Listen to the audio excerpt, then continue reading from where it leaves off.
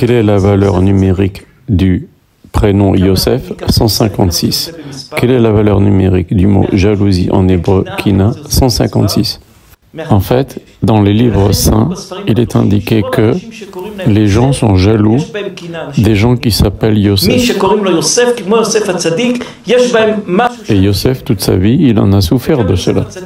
La jalousie que les gens lui portaient lui a causé beaucoup de problèmes. Pourquoi tout le temps les gens étaient jaloux de Yosef? Quelle est la racine de tout cela? Alors on peut déjà citer cette Gemara qui dit que Rabbi Meir arrive à analyser le caractère profond des gens en fonction de leur prénom. Alors on a dit déjà que Yosef et la jalousie, il y a un lien. C'est un prénom qui génère la jalousie, c'est comme ça. On voit que lorsque Léa avait déjà plusieurs enfants, il est marqué que Rachel est devenue jalouse de Léa. Donc quand Rachel est tombée enceinte de Yosef, qu'est-ce qui a précédé juste cela? Et la Torah nous le raconte, qu'elle était jalouse de Léa. Alors jalouse de quoi? On va le voir, mais déjà, le début du début, lorsqu'elle est tombée enceinte, qu'est-ce qu'elle avait dans son cœur? De la jalousie de sa sœur. Alors, Chaz v'Shalom, elle n'était pas jalouse parce que sa sœur, elle avait des enfants, elle les sortait, elle les habillait, elle les promenait, elle les embrassait. Non, elle n'était pas jalouse de ça, Rachel. Elle était jalouse qu'elle voyait que les enfants de sa sœur, ils devenaient des tzadikim.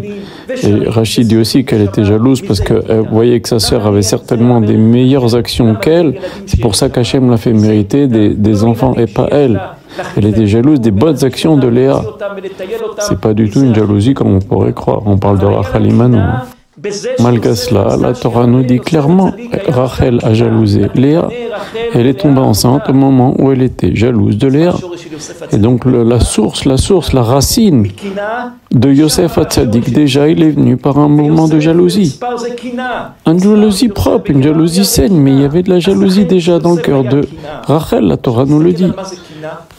Alors on va expliquer, il y a deux catégories de jalousie.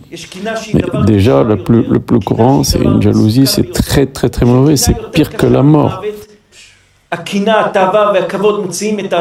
Ça, j'en dis que la jalousie, le désir et la soif des honneurs font faire à l'homme n'importe quoi. L'homme ou la femme.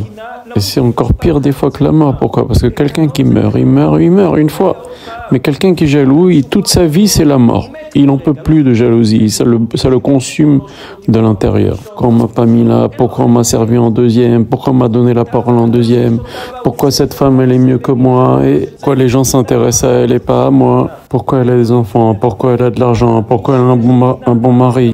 Les personnes qui sont jalouses, elles meurent en permanence. Elles souffrent en permanence. Le Midrash nous raconte même que Moshe Rabbeinu, il a supplié à Akash Baruch de rentrer en Eretz Israël. Hachem lui a dit non.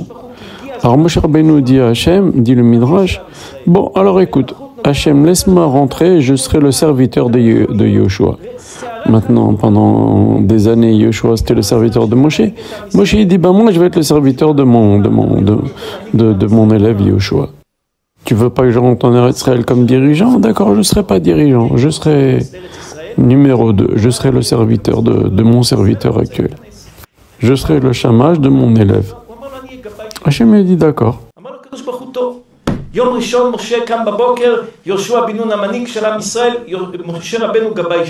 Et donc c'était comme ça, pendant 24 heures, Yoshua bin Nun c'était le dirigeant d'Am Israël, et Moshe Rabbeinu qui était le maître d'Israël était devenu son chômage, son gabaï, son élève si vous voulez.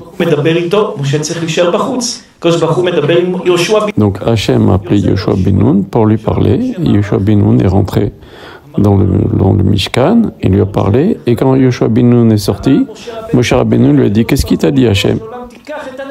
Yoshua bin Nun dit à Moshe, quand toi tu rentres au Mishkan, Hachem il te parlait, je te demandais pas ce qu'Hachem t'avait dit. Eh ben, moi, Hachem, il m'a parlé. S'il avait à te dire des choses, il avait qu'à t'appeler à toi. Il m'a parlé à moi, j'ai pas à te dire ce qu'Hachem m'a dit. Mon cher Rabbeinu, il a dit, je préfère mourir que de continuer cette situation-là. Je préfère mourir et pas rentrer en Israël que d'être jaloux une journée.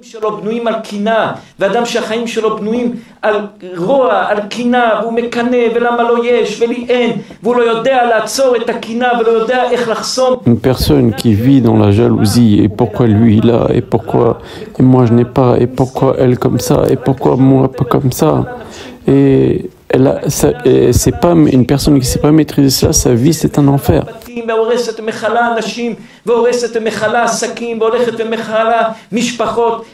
C'est une maladie la jalousie, qui tue les gens, qui tue les sociétés, les associations, qui tue les familles.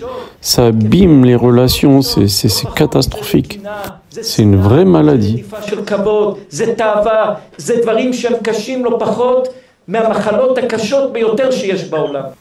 La jalousie, la soif des honneurs et la course après les désirs, c'est des maladies qui ne sont pas moins graves que des graves maladies.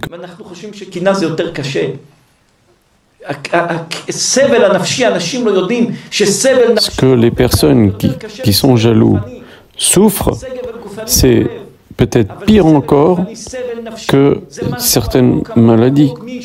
Parce que c'est une souffrance permanente qu'ils ont de toujours voir ce que l'autre a, eux ils n'ont pas, et ils ne l'ont pas. Ça les fait souffrir énormément.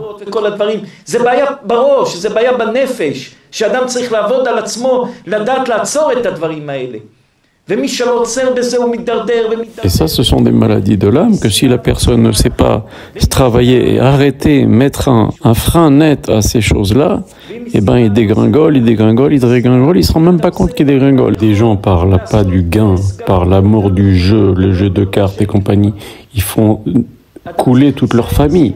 Tout ça pour la frime. Il en est de même pour la haine. Tout ça, on doit savoir mettre un frein net, se contrôler, parce que sinon, ça amène l'homme ou la femme à une dégringolade catastrophique pour elle, pour sa famille, sa qualité de vie. Elle en devient malade. Et en plus de ça, elle fait faire à la personne n'importe quoi. Et ça a des conséquences pas seulement sur elle, ça a des conséquences sur son entourage.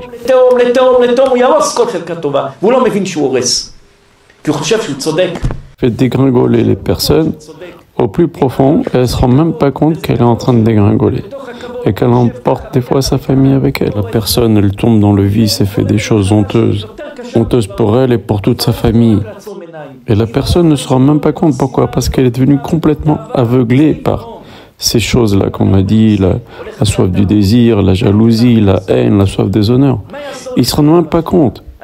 Il se rend même pas compte, c'est encore pire qu'une personne aveugle. Il se rend même pas compte. Il se fait mener par le bout du nez par ces choses-là.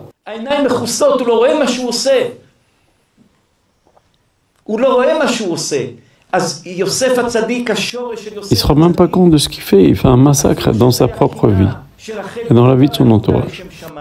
Il est une vraie victime de lui-même. C'est des vraies maladies de l'âme qu'il faut régler. C'est pas moins grave que des maladies de santé. Hein. Maintenant, il y a des bonnes jalousies. Comme Chachamim ont dit, on voit quelqu'un qui est plus brillant en Torah, on a envie d'apprendre encore plus. Ça, c'est quelque chose qui motive. Et ça, c'est quelque chose que la personne, elle sait diriger.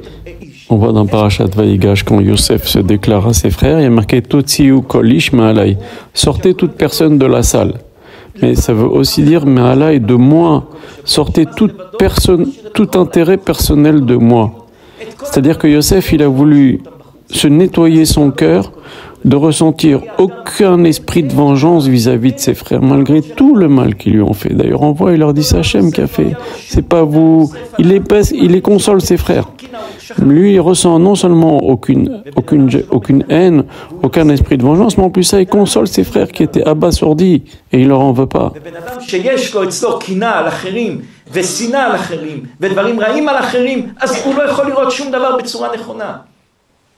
Une personne qui est plein de jalousie, plein de haine vis-à-vis des autres, tout ce qu'il voit, tout ce qu'il analyse, c'est faussé. Une personne qui sent elle est victime de jalousie, de haine, elle doit se guérir vite, vite, vite. C'est un travail sur toi à faire. Quand quelqu'un apprend qu'il est malade, il s'inquiète, les analyses, les médecins, les grands professeurs, eh ben c'est pareil. La personne doit se prendre en main et pas attendre que ça s'installe et que ça lui bousille la vie. Il y a plein de maladies de l'âme. Et les gens ne s'en occupent pas. Alors ça fait qu'il y a des gens qui sont en très bonne santé physique, mais avec des maladies de l'âme, pas possible. Et c'est plein de gens comme ça. Le monde est bourré de gens comme ça. Quand on voit des choses pas bien, on entend des choses pas bien, ça n'arrange rien. Ce sont des choses qui abîment l'âme. Des gens qui prennent soin de leur corps, qui font attention à ce qu'ils mangent, et ils laissent leur âme malade en l'état.